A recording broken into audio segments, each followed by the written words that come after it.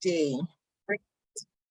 Okay, all right. So thank you so much, everyone, for joining once again, and welcome to HR Gem's interactive session. HR Gem means HR Great.Excellent.Minds. We call ourselves Gem Stars. We are a bunch of professionals who is really passionate about transforming the world, about being change agents. However, we realize that for us to be change agents, first we need to change ourselves. We need to transform ourselves. It starts with us. We cannot give what we do not want. We don't want to be, I want to make an impact to just be a cliche, but we want to leave impact. And that is what GEMS is all about. We are a community of people who are really passionate around changing the world, but first trying to understand how we can be better and how we can give more to the world. And in our midst, we have a blend of people who have done it, people who are ahead of us, and young people who are also willing to equally learn. We believe that we use the coaching methodology as well as NLP tools and strategies that enable us as individuals to improve on ourselves. Today is another session where it's part of our interactive session where we just learn and talk from our wealth of experience. And today we have someone who is really very special. This guy, to see Buhari is even easier to see him. But now that he's here with us, we are humbled. Hey, Chineke, we are humbled. It's such an honor and a privilege to have our special guest in the house. I call him Teacher of Life, right? And I'm sure very soon you'll get to know why. On that note, I'll just hand over to Adebayo Adegun to just come and share his wealth of experience with us and teach us how we can continue to make life more meaningful from his wealth of experience. Over to you, Coach Adebayo. All right. Good evening, everyone. Thank you so much, Lara, for that introduction. It's an honor to be here. Thank you for holding on. Thank you for having this great platform where we have a lot of various conversations from time to time, sometimes at midnight. I'm taking my time to go through some of the conversations we usually, and they are quite so insightful. Thank you so much. Thank you so much for adding your quota to the human capital industry and helping people to grow. It's an honor to be here. I can see some similar faces here, some friends also. Greatness, thank you. Obaseki, thank you. Everyone, good people here. And it's an interesting conversation we're going to be having here. And I'm very much particular about this because for me, it has always been, how do people become who they are today? What are those factors, ingredients that has made them who they are? And how can they also improve those factors such that they can also improve their performance? And I'm very sure while we're having, prior to this session, about some few months ago, while we were preparing for this session, we had these various topics and, Coach Lara was particularly about this topic, and she said, wow, I want us to discuss this, how we can decode human behavior to optimize performance. And I said, good to go. Of course, so many insights we're going to share here, and I'm very sure it's going to be a learning time for each and every one of us. So thank you so much once again. And please be with me on this journey. If you have questions, if you have things to also share, we're all here to learn. I'm only guiding the conversation and also sharing my own experience as well too. My name is Adebayo Adegun. I lead an organization called Cross-Tie Solution, and we've been around since about 9 years or 10 years ago. And we work basically in human capital development, management consulting solution. And this is a bit about my profile, but I don't want to spend a whole lot of time talking about it. I'll probably be sharing this slide at the end of this session. When I started my career as far back as 2005, as an adjunct faculty. So I've always been a trainer all my life. Training. And my background was actually in IT, electrical electronics, precisely engineering. I had my first master's in ICT. I had my MBA, then I also had my master's. And after that period, I fell in love with psychology. I don't know why, I just fell in love with psychology. And that was the drift for me in my career. So I had to start all over again. Then I started off with a diploma in organization psychology. And I had my master's in organization psychology as well too. Became a coach, leadership executive coach with John Martin, and also organization leadership practitioner with Harvard Business School. It's an honor to be here. And this is just to show that, yes, some of the conversation we're having here is a blend of both practical experience and also educational experience as well, which makes it, wholesome in terms of our delivery here.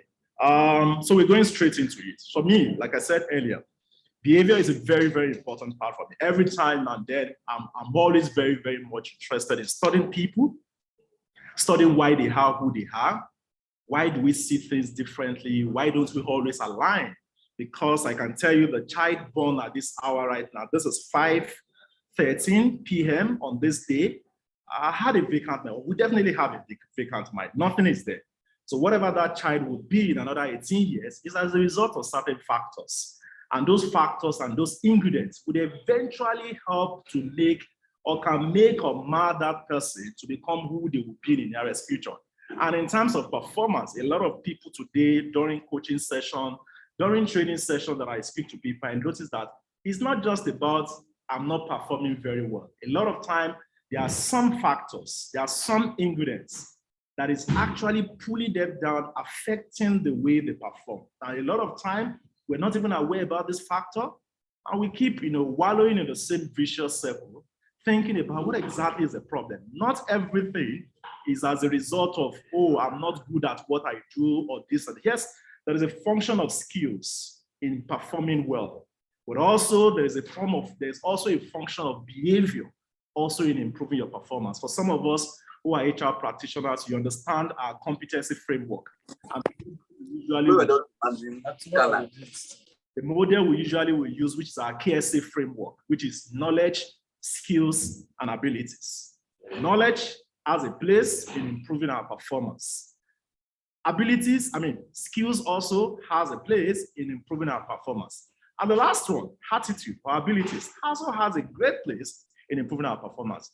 Today, we're going to be focusing on that last one, which is behaviors, attitude, abilities for us to be able to perform very well. So first of all, how do we come about behaviors?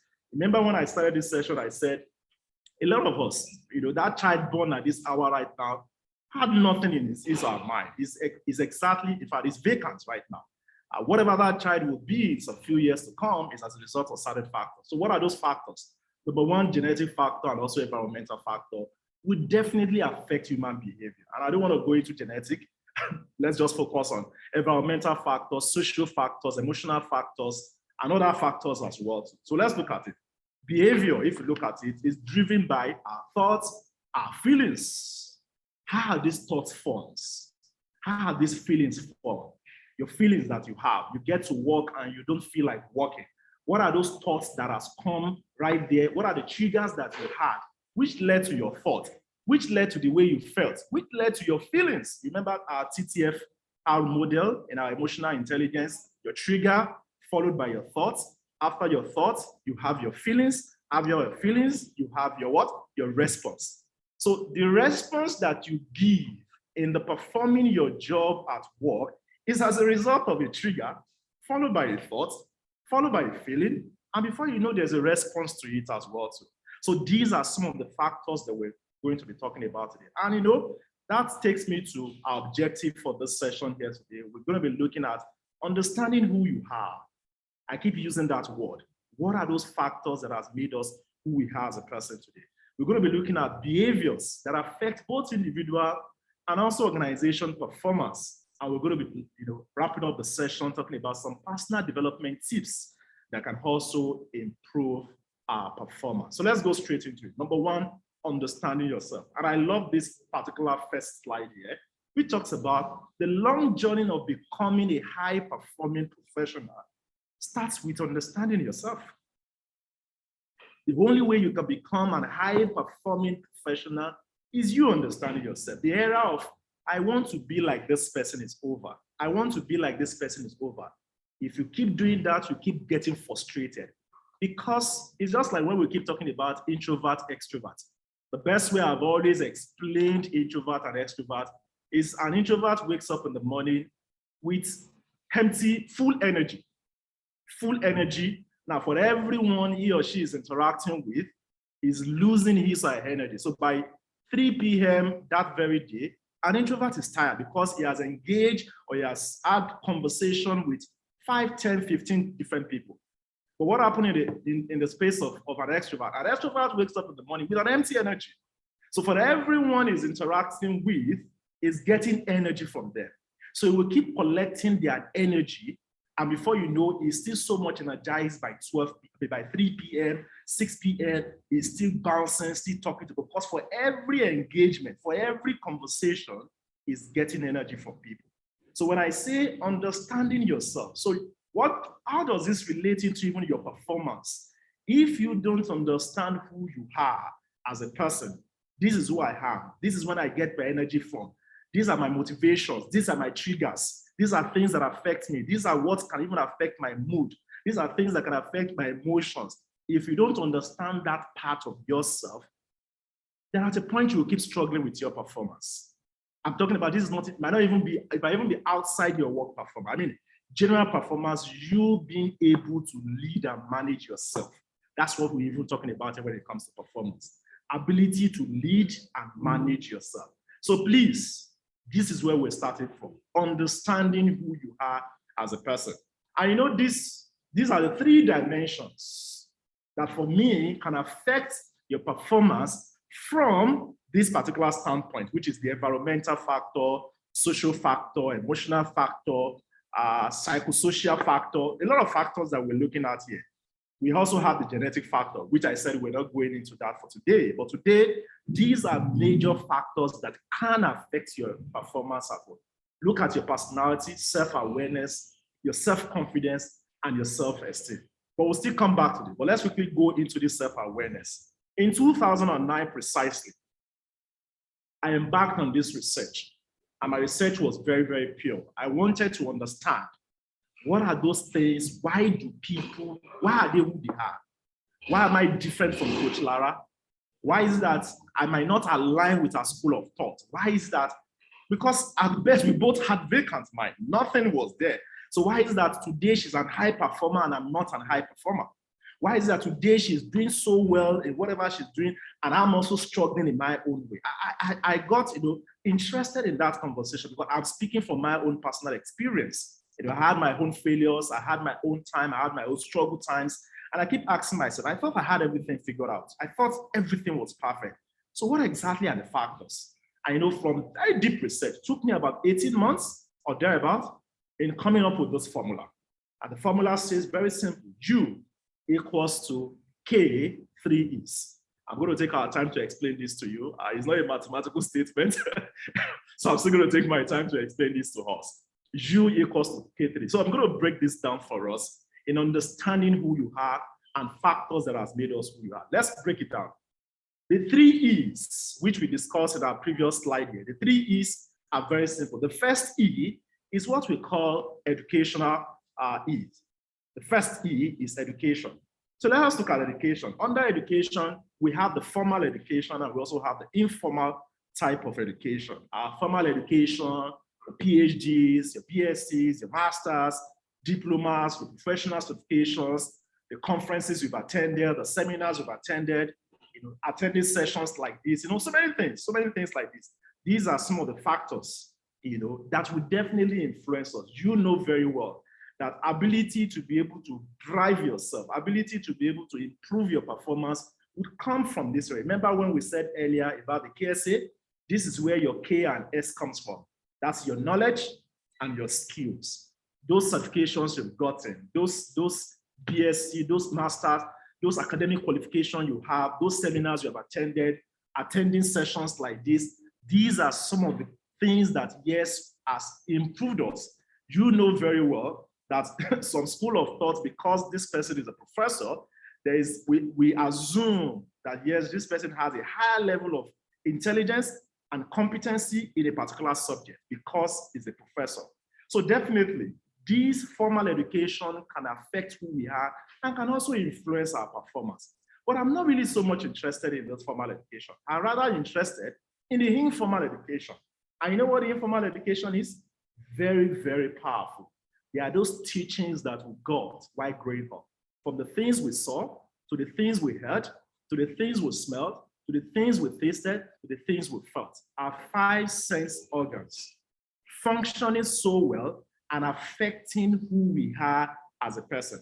So what did I do? In my further study, I looked at it very well, and I said, at what different levels do people learn? And what I found out was, from age 0 to 4 years, people are 100% receiving from what they are seeing. So that boy right now, that girl right now, everything might not even be able to comprehend very well, but from what he's seeing, from what he's hearing, from what he's feeling, there is a part of him that is being formed, which in the long term is going to affect his performance in life. So I'll give you a typical example. In one of my social experiments, I embarked on a journey from Ikeja to Maryland. And I got into that public transport, and the bus conductor said, come in with your 100 naira change. I know this woman came in with her son, and I saw her beating up this boy. I told you not to fight with your peers in school again. Look at your uniform is torn right now. And after a while, I decided to, madam, this beating you are beating up this child, I don't think it's going to make any significant, change here. So no. Oh, I'm so sorry. So I decided to keep mum and say nothing going forward. And just right there, before, the bus conductor requested for the tea fare, and this woman brought out 1,000 naira note. And in bringing out 1,000, you should understand, if you stay in Lagos, you understand the reaction you're going to get from that bus conductor. And he just screamed at him, but I want you guys to come in with your 100 naira. Why are you giving me 1,000 naira change? And guess what? In about 5 minutes or thereabout, this woman from the back seat was stretching out her hand to slap and beat up the bus conductor. Now I know where the boy is coming from. If what I experienced or what I saw right there in the bus from the woman is what the boy is exposed to, is what the boy sees every now and then. That's just the bus. I can assure you that is happening at home, that is happening in the community, that is happening in our church or in our mosque. She's probably fighting, shouting, screaming, and all of those things. And that's what the boy is doing. Remember, at 0 age to 4 is 100% receiving. So everything there, you're not distinguishing either it is right or wrong. At that point, the law of right or wrongs has not been formed yet. It's just receiving everything. And guess what? 18 years after, that same boy now works with you. You are the manager. And guess what is happening? It becomes unnecessarily aggressive at everything. It becomes unnecessarily aggressive at everything. Do you want to please mute yourself? Thank you. Tosin. It becomes unnecessarily aggressive at everything. Now,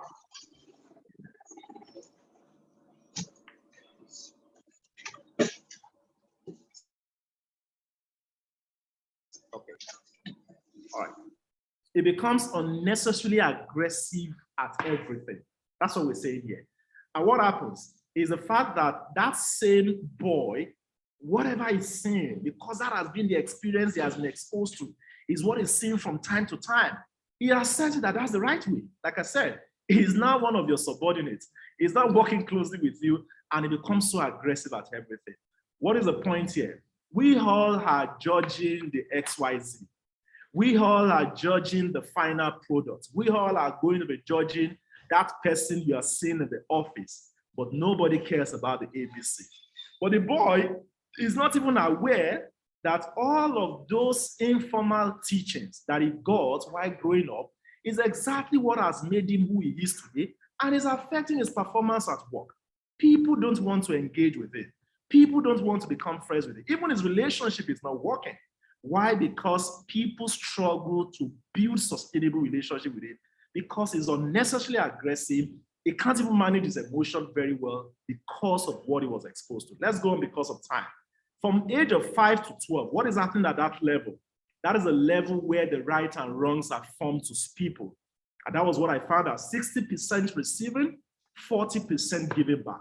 That means the child is still receiving from what he's saying, he's still receiving from everything around him, but he's not giving back to you. So I always give this typical example. A child born in Banana Island, taken to Ajegule at 0 to 4.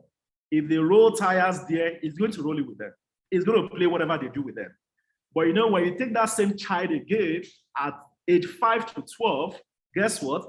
The definition of rich and poor, tall and short, black and white, intelligent and dull, failure and success, all of these have been defined for the boy or the girl.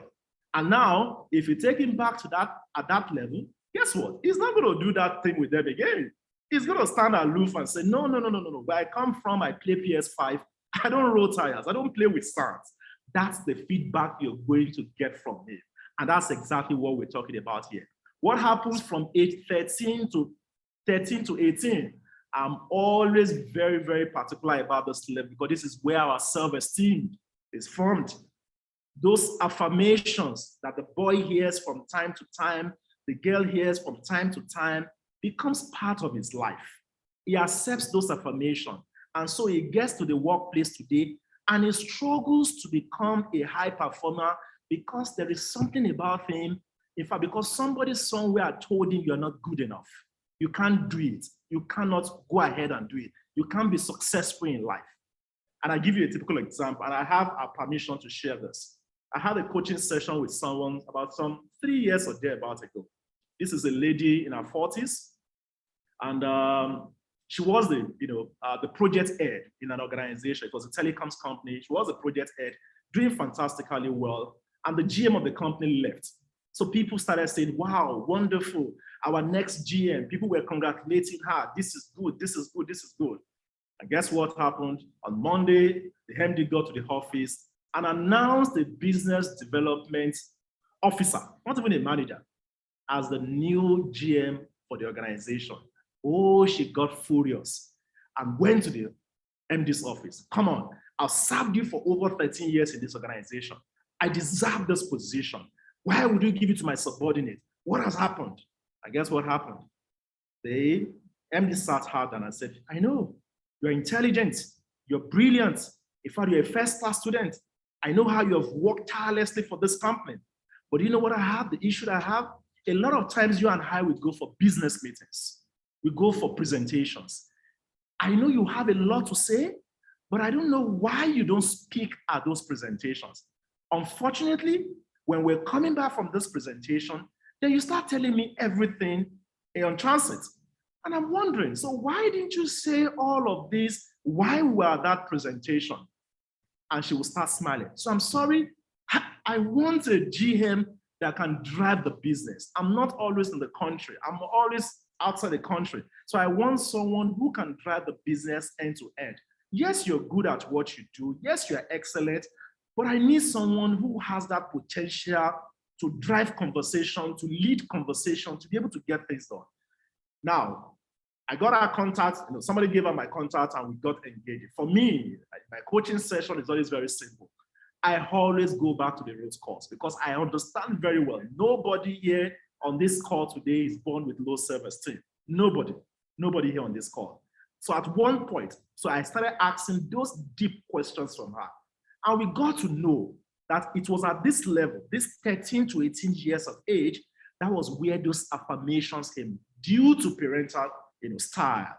Those affirmations came, she was compared with her younger sister who had everything faster than her. So a lot of those affirmations, you are not good enough, look at this, keep comparing her, and all of those are, oh, you would think that she is 40-something today and she should have gotten over it.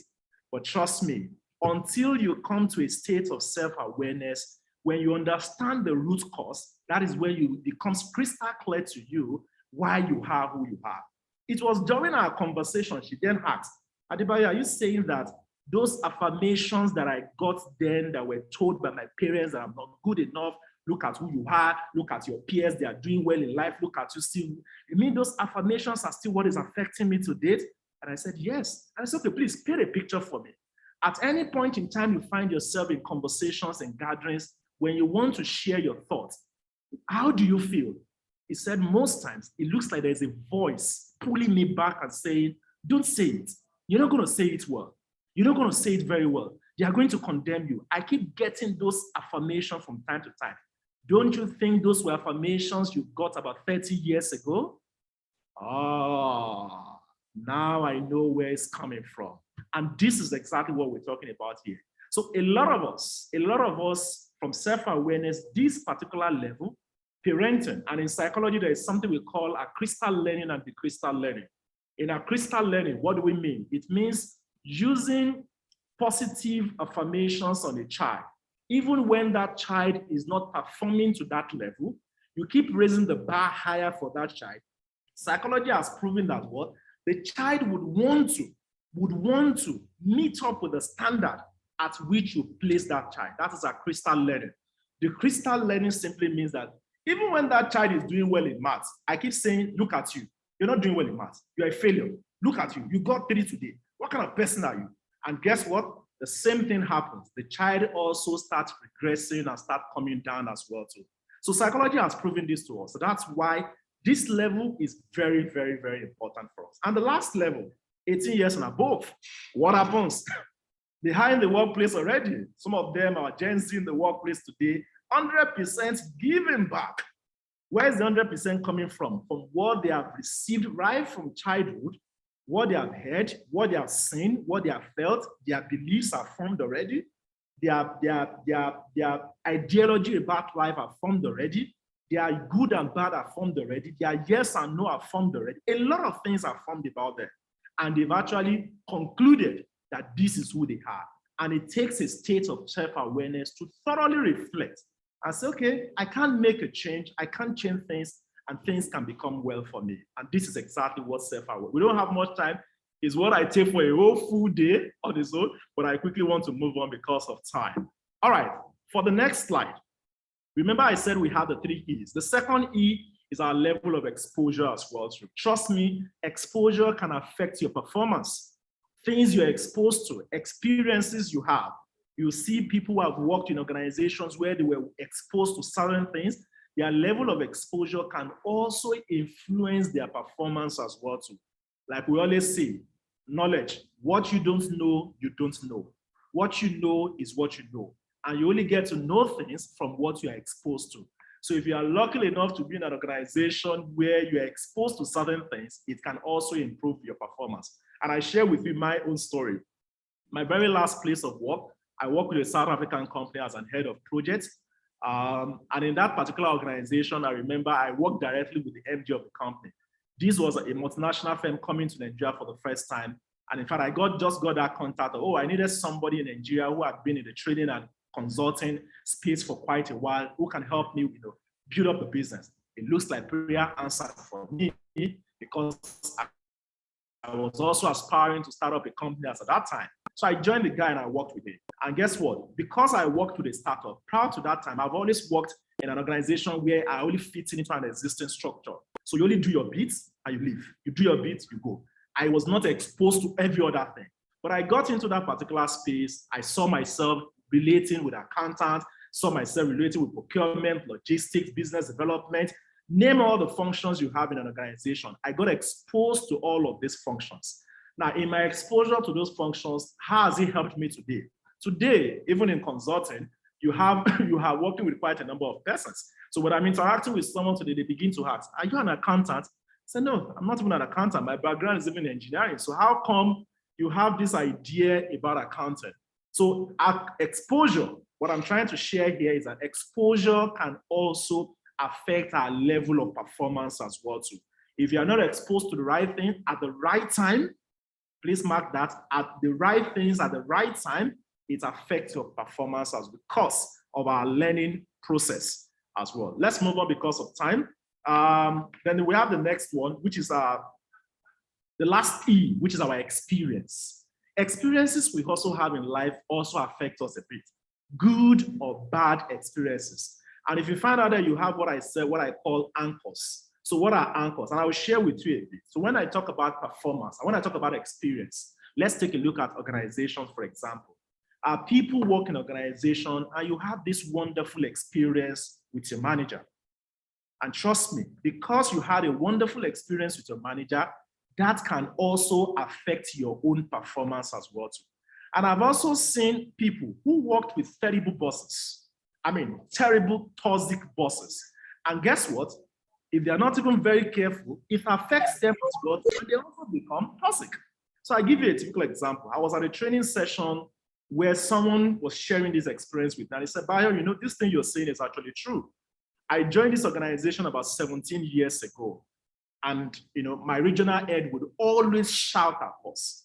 Then I complained bitterly. Why is this guy always shouting? Must he shout for us to get the job done? But Bayo, do you know what? I'm in the same position right now as a regional head, and guess what? I'm also shouting. And everybody laughed in the class. And I said, no, you don't need to laugh. I appreciate the fact that you're even vulnerable to even share with us that, yes, this is who you are. And you know what I told him? I said, it's okay, it's fine. It's human. A lot of us have probably heard this before. The duration it takes to form a new habit and the duration it takes to become a new personality. So what do I mean? Psychology has also proven that it takes about 21 days to 60 days to form a new habit.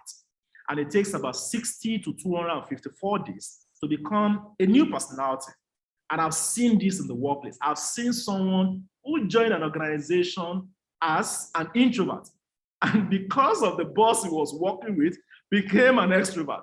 And I've also seen someone who worked in an organization as an extrovert, and before you know, constantly always demeaning that particular subordinate, constantly always shutting down that particular subordinate, constantly always telling that subordinate there's nothing good that is coming out from you. That person has gone back to his or her shell and is not willing to share again. So what is the point here? The point is the experience people have can also influence their performance as well too. And I talked about anchors. Remember when we talk about anchors, what do we call anchors? Anchors are set of emotions unconsciously instilled in us. At the recurrence of the event, whatever emotion is instilled in us, either good or bad, is recalled back to life. That's what you call anchor. And I give you a typical example. You see something and it reminds you of something. I'm very sure we have all been in that state before. I remember I was at a conference in Dubai some few years ago, and the guy who was sitting next to me, my very first boss, you know, that I worked with, very, very toxic guy, constantly always insulting and abusing us emotionally, mentally, was using the same fragrance like the guy. And I just picked up on the guy unnecessarily. Like I felt uncomfortable sitting with him. Why? Because immediately I perceived the fragrance, I remember the terrible experience I had with that guy, working with him for good 2 years. And right there, I just felt so bad. That's how powerful anchors can be. So what am I trying to say? For some of us who are leaders on this call, understand that the experience people have with us can influence their performance. Also, the bad experience that they also have with us also can also influence their performance. So please, let's try to give good experience to people, because you wouldn't know the influence you have on people. When I train on leadership, I always say this every time. Leadership is a privilege. Leadership is a privilege. Don't abuse that role. You can break someone, you can make someone. Like I said, I've seen people go from good to great because of leadership. And I've seen people go from great to worse based on leadership. Experience is very, very important in our performance. So let's be mindful about the experience people have with us. Now, the last one, remember when we started the whole, 3 Ks, we talk about the K. And you're probably wondering, what is the K here? The K is the environment. And like we always say about the K, say K is constant. That means that the environment you had, each of those, either your education, your exposure, or the experiences, would also further define who you are as a person. Very, very, very, very important. And so this is the final formula here, which is U. The K is the environment. The environment you had your education, the environment you had your exposure, the environment you also had your experiences. So a lot of times when I want to define who we are, I always say, I am a product of my education, my exposure, my experience, all encompassed into the environment I had each of them. All encompassed into the environment I had each of them. Time will not permit us But I can tell you that what environment can further define who you are in terms of your performance. A lot of time people talk about work ethic, and when you also work, in some organization, you see their level of work ethic. And you go into another organization, another environment, and you also see their work ethic as well too. Even though they are in the same industry, but you begin to wonder what is happening here. The environment will further influence people and also influence their performance as well too. So this is what we're trying to talk about here. All right, so these are the three factors. You can see how we've been able to bring them down. We focused on self-awareness. If you are aware about who you are as a person, definitely is going to influence your self-confidence. If you are aware about your self-confidence, if you become self-confident, definitely it will influence your self-esteem. There's still this school of thought, which I strongly also believe in, that it is not possible. It is possible that you have a high self-confidence, but you have low self-esteem. But it's impossible for you to have high self-esteem, but a low self-confidence. Because self-esteem is on the inside. Self-confidence is on the outside. So self-confidence is what people will see here. Self-esteem is the value that I've placed on myself. Self-confidence will come from your knowledge, from your skills, from your technicality, from how you know how to get things done. That's where your self-confidence will come from. But the value that I've placed on myself will determine my self-esteem. And I give you a typical example. If you have worked in the government sector, you probably understand the story very well. There was a training we're doing sometime, I think with CBN or somewhere, where we had, I know in such kind of projects, you have a lot of also interested parties as well too, who are also interested, in also being in that same position. So this guy looks like he was planted in the class, to disrupt the entire session. So we got talking about leadership, we got talking about personal branding, why leaders should build executive presence, and all of those topics. So we got talking about that. So the guy talked about, yes, it's good to dress well. In fact, Bayo, this suit you are wearing, I used to have this kind of suit about 5 years ago, and I've given it to my security guard at home. Can you imagine such, how I'm going to feel a suit that I'm feeling so good putting on, and someone is giving such remark about the suit? How do you think I'm going to feel? But the point is, if my self-confidence is built on the suit that I'm wearing, that comment, that remark is enough to ruin my entire day. But when he said it, guess the response I gave back to him? I said, oh, I got mine last week and I'm still rocking it and enjoying it well. And that's the point we are trying to raise there. So you can imagine how self-esteem would definitely influence us and who we are as a person. These are some of the behaviors that I want us to start working on if you truly want to affect or influence your performance. Now you understand who you are. Now you understand the factors that has made you who you are. Going forward, I think we should begin to work on this area. Number one area, improve your interpersonal skills, improve your relationship skills, improve your personal drive, your ability to also get things done. Be dependable as human, as a person that you are, because you understand who you are and where you're coming from. Work in collaboration with others. Don't work alone. That would also influence your performance as well too. Go above and beyond. I always say this, excellence should be a value for anyone at all. Wherever you find yourself, whatever you do, let the word excellence be that word. A lot of times when people talk to me, oh, I'm not going to give my best. How much are they even paying me? My boss is this. And I always tell them this. I said, you think you are, by not giving your best, you think you're working against the organization. But I can tell you are working against yourself. And they say, what do I mean? I said, because you're reducing your standard. Tomorrow, when you have an opportunity come your way, because you have not been an excellent person in driving and developing yourself, what is going to happen? You're just going to be there. Nobody's going to look at you.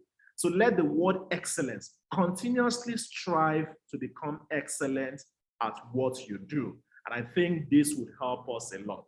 And you can see what we have here. Also, your individual performance would also influence the organization as well too. Behavior of an individual will definitely have great influence on the performance of the organization.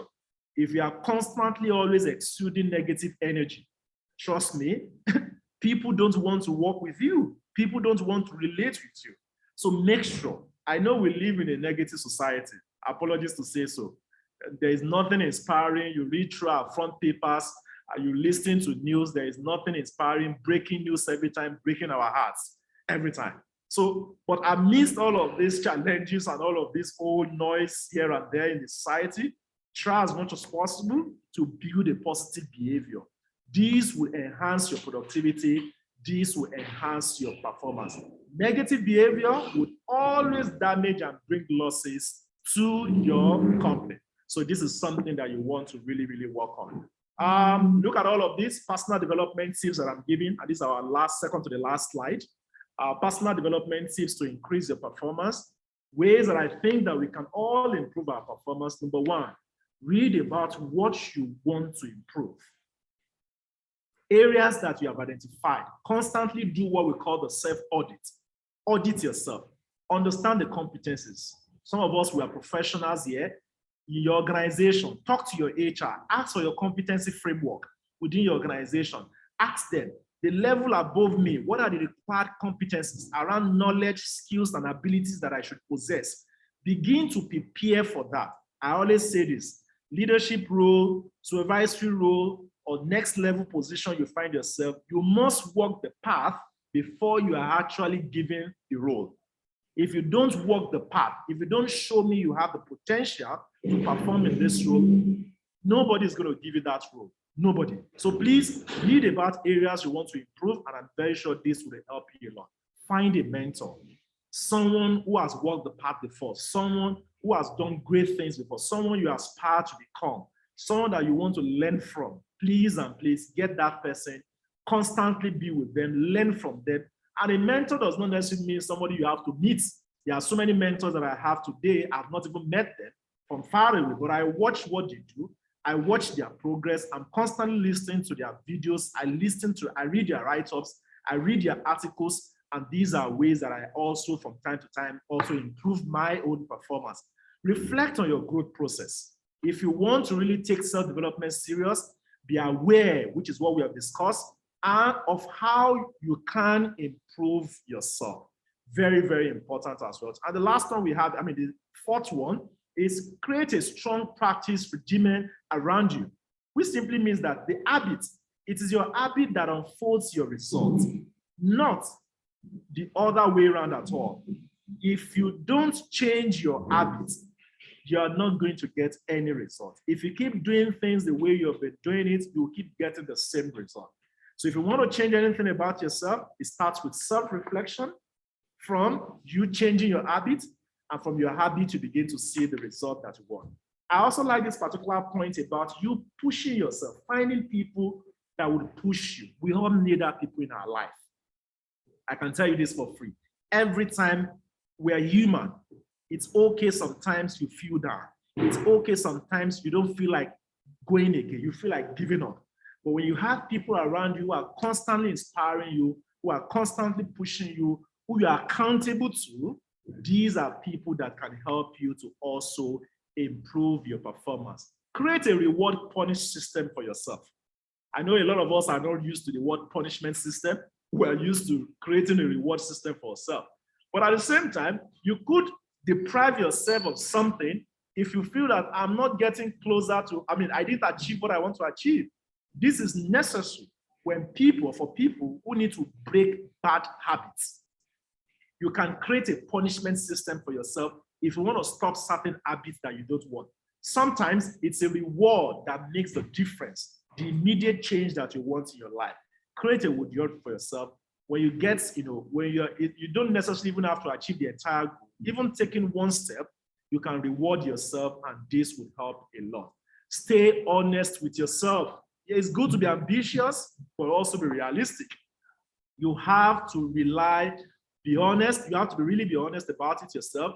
You are your own judge. So constantly evaluate yourself, and this will help you. Find role models, like I said earlier, people you look up to that can help you to improve. Consistency is key. Keep showing up, like we always talk about. Keep showing up, keep doing the thing you're doing. One day, somebody somewhere will definitely, I always say this even in organizations, someone is watching. Whatever you're doing, good or bad, someone is watching. And you can never tell when the reward is going to come to you. This is very, very, very, very important. On that note, I want to say a big thank you to all of you. And I want us to take some few seconds of minutes.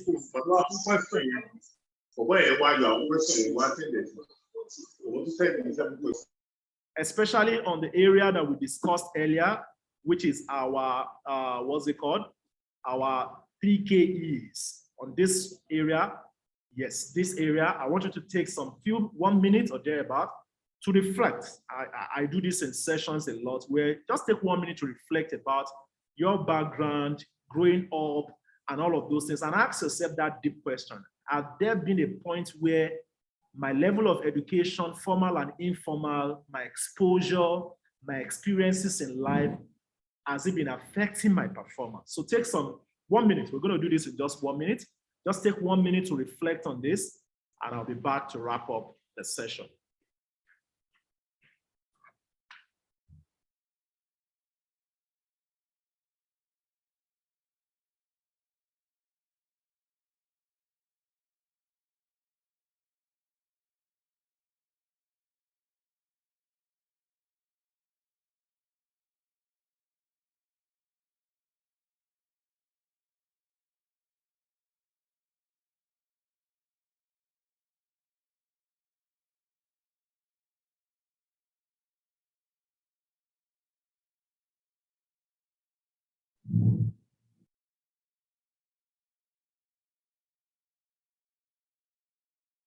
All right, thank you very much. I'll share the slides, so definitely the reflection keeps going on. You know, self-awareness is a lifelong journey. It's not something that can be captured every day, but like I've said earlier, sessions like this from time to time, constantly improving ourselves, growing ourselves, you know, improving who we are as a person will definitely influence who you are and help us to grow. Like I always wrap up in my sessions, some of the key points that we've learned at this session, I don't know if there will be questions, I'll probably listen to them, is the fact that take one thing. It might just be one thing you've learned at this session. We don't necessarily have to learn 7 things. It might just be one thing you've learned at this session, put it into practice. The same formula that we gave earlier about 21 days forming a new habit. Be committed that in the next 21 days, this one thing that I've learned from this session today, I'm going to work on it from time to time. Now, when you do that consistently for that 21 days, what happens? It becomes an habit in you.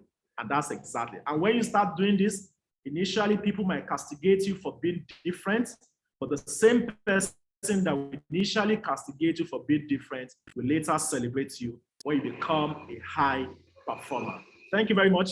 It's been a nice time here. And I hand over to Coach Lara to conclude this session. Thank you very much. Wow, wow, wow. Amazing, powerful, phenomenal. Wow, that was really deep. Thank you so much, Coach Adebayo, for that impactful session.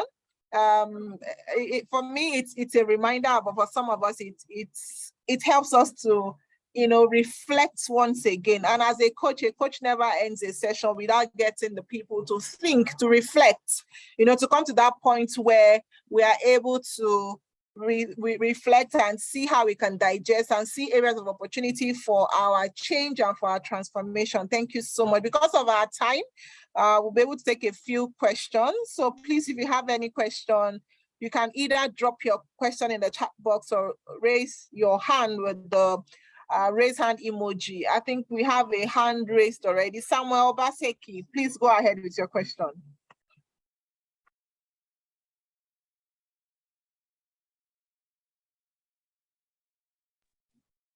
Okay, Samuel, your hand is raised. Can you go ahead with your question?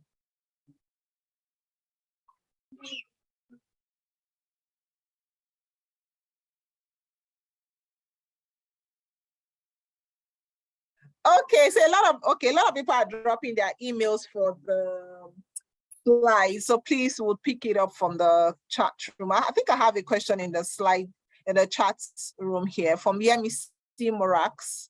Yemisi is asking, how do you manage an employee who is performing below average when you have supported and encouraged the person? There are always clear terms in terms of performance.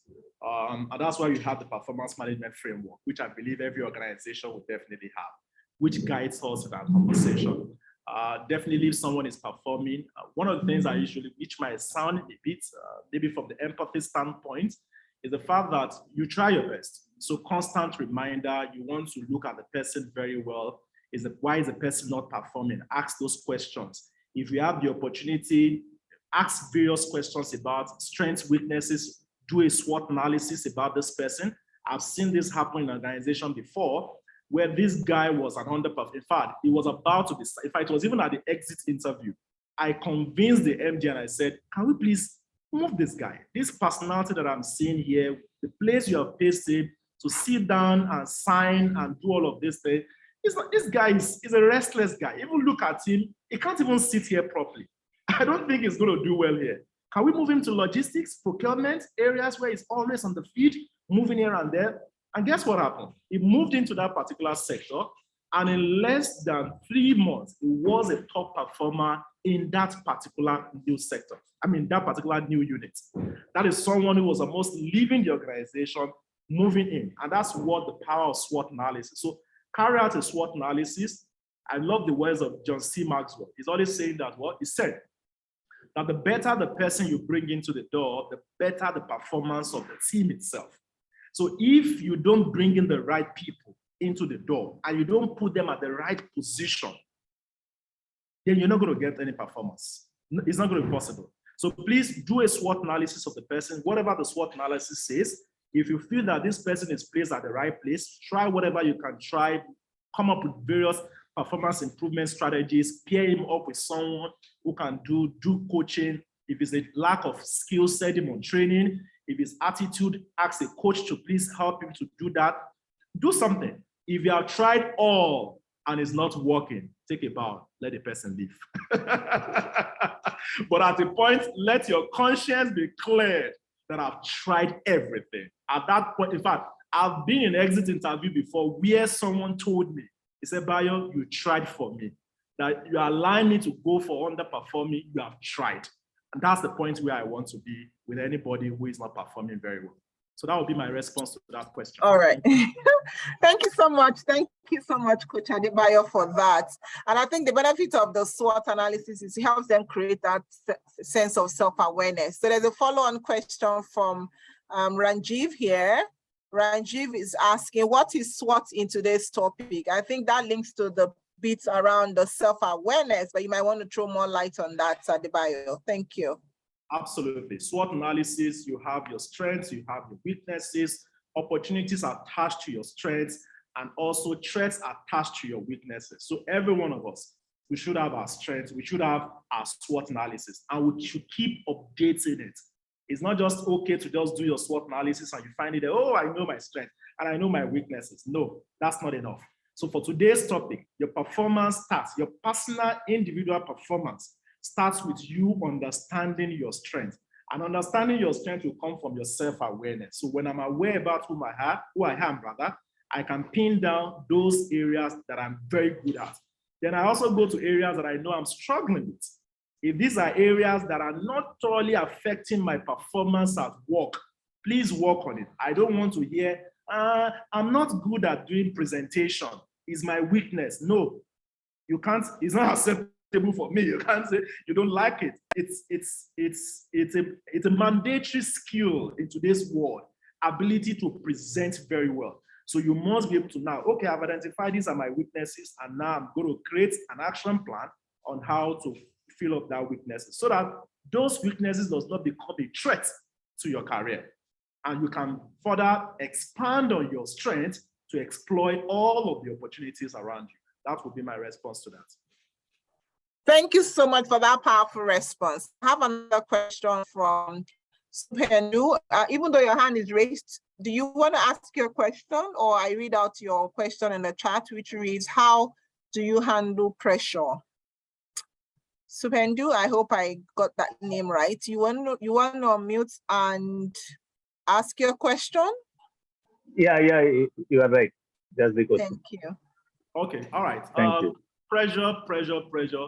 I always relate pressure with your resilience level. When I say resilience level, I mean, and I always use this analogy of an elastic material. So when you pick up an elastic material and you stretch, if you're watching this video, if you're watching me right now, you probably see what I'm doing, and you stretch an elastic material. A lot of times, when you release that elastic material, it will not come back to its actual form. What have you done? You stretch that particular person. And now tomorrow again, you stretch again. But you don't want to overstretch that elastic material will cut. So there is a thin line between pressure and also stress. When you go beyond your resilience threshold, that is your own peak, then it becomes stress for you, and you don't want to be at that state. But pressure is good. In fact, sometimes pressure can be that motivating factor. So a lot of times when you see pressure, please accept it. But please, again, like I said, when you understand your body, I can't come here and tell you, oh, these are the tips, because my threshold is quite different from yours. So understand your body system. What is your body telling you? When you know you get to that point, is it the migraine you keep having from time to time? Is it loss of weight? What is it? What's always your body telling you? Whenever you get to that point, please take a bow. But in terms of pressure, please, life will give us pressure. So if I tell you, don't expose yourself to pressure, I'm not being realistic here. From sunrise to sunset, you are always facing pressure. Embrace it, but manage stress. Don't let it lead to stress for you. Pressure will keep expanding you. You find yourself, in fact, when you get to executive positions in your organization, you are running meetings till late night, you are talking about top level conversations, you are here, you are thinking every time.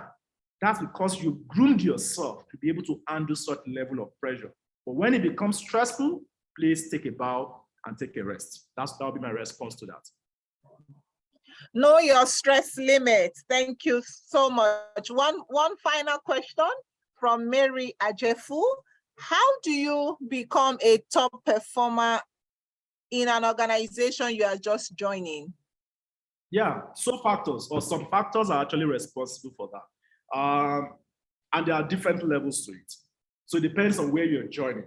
So I would say if you're an entry-level staff coming into an organization, what is important at that level is what we call IQ, intelligence quotient. Be good at what you do. Be excellent. Go, learn the skill, acquire the knowledge. Go, meet people, learn, just keep learning. That's enough for you to become a top performer. Because I don't know your level, Mary, that's why I'm sharing all of this. But if you're a team lead, or a manager, being excellent or good enough at what you do is not necessary. Another skill that is not important for you as a team leader, the manager, is your relationship quotient, RQ, where you now begin to build sustainable relationship with people, because you have people with different backgrounds, different educational background, different experiences of life, different exposure now reporting to you. So you need to learn how to manage them. So your relationship quotient and also your emotional quotient becomes a critical skill for you to become a top performer at a team lead or managerial level. If you are a senior executive, you are a director, join an organization, and you want to become a top performer immediately, guess what is important? Political quotient. Political quotient becomes an important skill for you. Now, because you are joining at an executive level, it's not a function of you are good at the job. You are good at the job. That's why you have there. It's not a function of you don't know how to manage relationships. You've managed relationships, you've managed projects, you've managed various teams. That's why you're a director in the organization today. So that's very good. Now, for executive level, what it means to have political quotient is your understanding of various parties you have within the organization and your ability to become friend of all, not necessarily best friend of all. I repeat that again. You don't necessarily have to become best friend of all, but you need to become friend of all, and that's what you call political quotient. That means I'm going to study who Coach Lara is. Who is Coach Lara? What are her areas? What are her strengths? What are her likes? What are her dislikes? I am going to relate with Coach Lara based on who she is, not who I am. I'm going to go to who is the next person on this call, Kosera.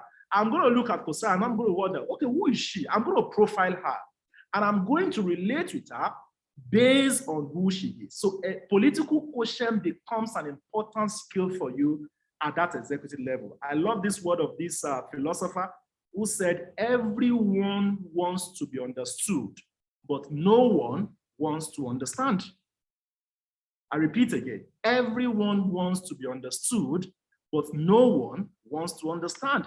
So if you take your time to understand people, and that is at the executive level, your political quotient, you're just going to get away with everything. I can assure you. You're going to get away with everything. Thank you so much. That would be my response to that question. Wow, thank you so much. Thank you, Coach Adebayo, for that amazing response. The impact. It was such an honor and a privilege to have you share with us. Very short and insightful session. Lots of learnings to glean from today. Lots of takeaway for us to go back and reflect upon and look at those behaviors that would we need to imbibe to enable us progress in our career. More importantly, in the place of performance as well, the need for us to understand the right set of habits that we need to imbibe to enable us improve or increase or accelerate our performance. That way, we are able to optimize people's performance in the workplace. Thank you so much. Such an honor to have you. On this note, we would like any member of the participants to just go off mute and just give the vote of thanks on behalf of all of us who have joined this evening to listen to this great transformative session. Any volunteer, please feel free to go off mute and then give the vote of thanks based on the level of knowledge that you have gleaned from Coach Adebayo this evening. Thank you. So I'm unmuted. Yes, Dr. Esther, good to have you, sis. I'm happy to be here. Thank you so much. Coach Lara, thanks for this platform. God bless you. Coach Bayo, I know you're very busy, but I came in towards the very end and you were able to do a quick recap of, the key things that we need. And I took a lot as well from just being able to, reward myself and punish myself. I was telling somebody just yesterday that there was a time I missed a bus. I was pregnant. I missed my stop and I was pregnant and I went to the next stop. And I said, you know what, you will not slip off next time. So I trekked all the way to UBA building just because I wanted to remind my body that, you know what. So I appreciate the fact that you shared all this with us. I thank you very much for how you have made it very clear that, our performance has a lot to do with also our attitude and how we also understand ourselves in the workplace. I know that everyone appreciates you. I thank you for your time. If we had our way, we probably would say, you know what, let's keep rolling on, but I know that everybody is busy. Yes, so I just thank you. And I love the questions as well. I love the way you responded to the questions. I'm taking something away that I have never seen it in that dimension.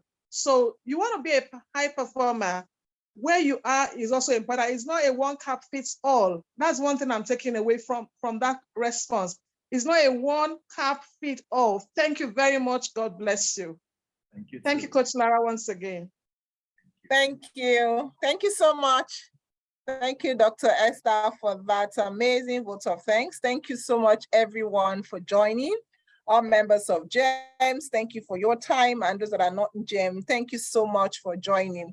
If you want the presentation, please remember to drop your email address. We'll email the presentation to you if you have not done so. Some emails have been dropped and we have those emails saved already. But if you're yet to drop your email address, please feel free to drop your email address and then we'll email the slide to you as soon as possible. On that note, thank you so much, everyone. It's great to have you and then look forward to our next interactive session in the month of October. Thank you, everyone. Do take care and enjoy your evening. Bye. By the way, Coach Bayo, your beard looks nice, right? Yes, yes, that's true. I'm telling you. I was looking, I kept looking at it. Okay, is it really that cool? Did it shape it or something? And I'm like, okay, well done, sir. Yeah, Thank it's well you. shaped, yes, well shaped, well trimmed. Yeah. Thank you. Thank you so Hello, much. bye bye everybody. Bye. Bye bye. Bye, everyone. Bye. Thank Bye. you. Yeah.